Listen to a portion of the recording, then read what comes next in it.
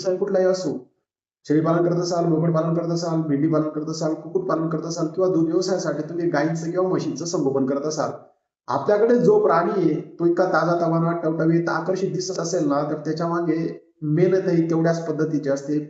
मित्रांनो, तुमची मेहनत जेवढी जबरदस्त ना, तर तेवढा तुमचा तो प्राणी तुमच्याकडे तेवढाच जबरदस्त असू शकतो.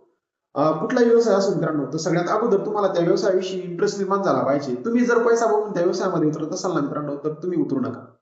या फील्डमध्ये कसं असतं ना, कधी उतार असतो, कधी चढाव असतो. आयुष्यात हे चढ उतार असे चालूच असतात आणि व्यवसायामध्ये उतार चढाव ज्यावेळेस येतो ना, दुर्दैवाने काही हादसा होत असतो ना आपल्या व्यवसायाशी रिलेटेड, तर आपण पूर्णपणे खचून जात असतो, तुटून जात असतो.